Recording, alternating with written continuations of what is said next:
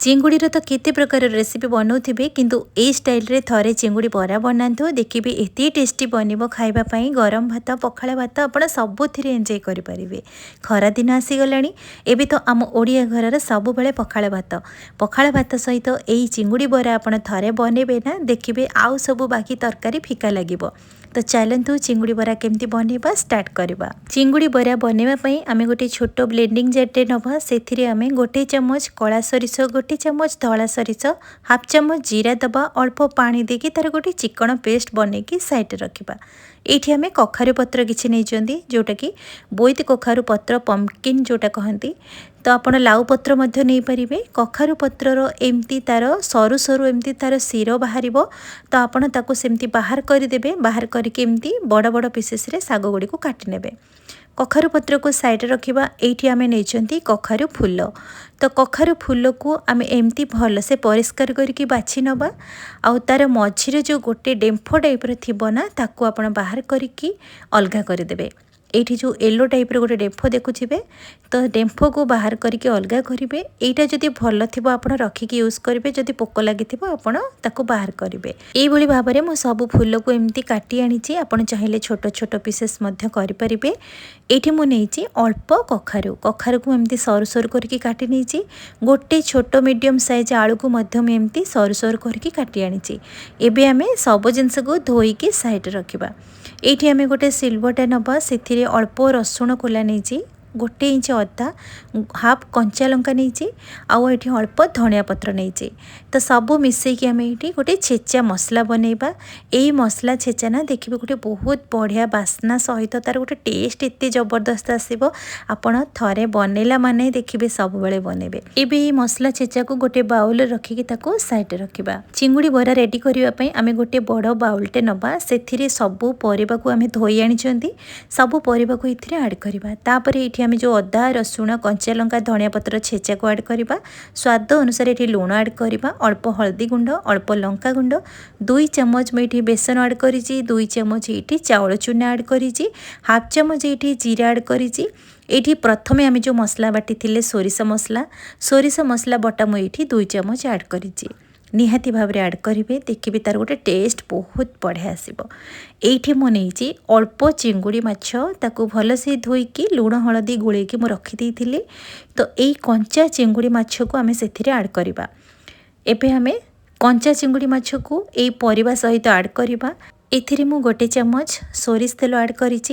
एठी मु पियाज आड करने को भूली जाइथिली तो मु परे पियाज को आड करी। आपण प्रथमरु आपण पियाज मध्य आड करि परिबे। एबे आपण सबो जिनस को धीरे धीरे मिक्स करेंगे। एथिरे पानी बिल्कुल देबेनी कहीं जेहेतु आम परिबा को सब धोई तार जेतिकी मॉइस्चर अच्छी तो आमर बैटर बढ़िया से बनीजिव। पानी देला माने आमर बैटरटी पानिया हबो तो आमर जेतेबेले बरा बनेबा तो सेतेबेले परफेक्ट बनिबनी। तो कखारु पत्र आड करिसेंती कखारु फूल आम कखारु मध्य आड करिसेंती आलू मध्य आड करिसेंती। एथिरे जदि आपण चाहिए आउ बाकी जिनस मध्य एथिरे आड करि परिबे जेकोसी साग मध्य आड करि परिबे। एबे आम गोटे मैसर साहाय्य भल से टिके चकटी नबा। जदि आपण पारिबे सब जिनस को टिके हल्का हल्का छेची देबे। एबे मैसर साहाय्य आम भल से चकड़ी सारा पर देखो केते स्मूथ हो गला। एबे आम ताको कभर करके किछि समय पर्यंत ताको रेस्ट पई छाड़ीदबा। 10 मिनिट पर आम गैस चूल्हे गोटे फ्राए पैन बसैबा। पैन गरम हो गले आम से सोरिष तेल किंबा रिफाइन तेल आड करवा। तेल टिके गरम हो आसिले आम जो बैटर बनई थिले चिंगुड़ीर बैटर ताकू एबे आम एमती छोट छोट बरा सेप्रे आपण बनइबे। आपण जदि बड़ बड़ बरा सेप्रे बनइबे किंबा छोट किंबा आपण जदि पकोड़ी सेप्रे बनइबा को चाहुचंती ताहले आपण बनइ परिबे। तो ये मु बरा सेप्रे बनई सारा पर गोटे चमच एक्सट्रा तेल ये आड करके कभर करके मिनिमम 5 ରୁ 6 मिनिट पर्यंत ताको सिझिबा छाड़ीदबा। जेहेतु आम कंचा चिंगुड़ी माछ से आड करिसेंती तो टिके सिझिबा टाइम लगे। आउ गैस फ्लेम को मीडियम रे रखिबे ध्यान रखिबे जेमिति हमर बरा गुड़ी को पोड़ी न जाए। 5 ରୁ 6 मिनिट पर लिड को काढ़िकी ये आम देखो बरा को यही भाव में आप धीरे धीरे उल्टे देवे। एथिरे अधिक तेल भी लगभग कम तेल रे आम ये जिनस गुड़ी को बनई नबा। आउ खाइबा को इतने टेस्टी बनी थिला। आपण पखाला भात गरम भात आपण स्टार्टर भाव में आपण खाई पारिबे। बहुत ही टेस्टी बनी थिला। कखारे फूल सहित चिंगुड़ीर कॉम्बिनेशन तार गोटे एते टेस्ट आसूला आपण मैंने थरे निजे बनैकी खाइले ही आपण विश्वास करेंगे। यही भाव में गैस फ्लेम को मीडियम रे रखिकी बरा गुड़ी को दुई पट साइड आमर बढ़िया से क्रिस्पी है पर्यंत टिके भाजी ने आउ बेसी तेल देवेनि यही भाव में गोल्डन कलर है आसब। बास यही भाव में दुई पट एमती उल्टेकी दुई पट जाक परफेक्ट आमर बढ़िया से बनीगला आपण गोटे प्लेट को सबू बरा गुड़ी को काढ़ी आनिबे। एठी देखिकी जानीपारुथिबे केते सुंदर भाव में आमर चिंगुड़ी आउ कखारे फूल बरा गुड़ी को बनिक रेडी हो जाइए। आ खाइबा को तो इतने सुंदर लगुला पिला माने देखिला माने खुशी खुशी रे खाइबे। एठी गोटे चिंगुड़ी बरा आपण मानकु देखौची भांगिकी केते सुंदर भाव में बनीची भितर जमा भी कंचा नाही कखारू आलू सबू आमर परफेक्ट सिझिची।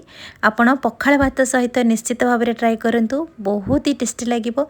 आ पिला माने तो खुशी खुशी रे मागी मागी की खाइबे कहीं ना पनीपरिबा आजिकली तो पिला माने खाइबा को नाक टेकुचंती। तो एई टाइप रे आपण बनांतु देखिबे समस्ते पसंद करिवे खाइबा को। आपण जदि नॉनवेज खाऊना ताहले आपण चिंगुड़ी को स्किप करेंगे। एथिरे आपण छतु मध्य ऐड करि परिबे। चिंगुड़ी कखारू फूल पत्र बरा आपण मानकु निश्चित भाव में पसंद आसीथिबो। जदि पसंद आसीथिबो यूट्यूब रे देखुथिले बिंदुरोसेई चैनल को सब्सक्राइब लाइक शेयर कमेंट करिवे। फेसबुक पेज रे देखुथिले फॉलो करिवे। निश्चित भाव में ट्राई करंतु देखिबे समस्ते पसंद करिवे। रहिली नमस्कार।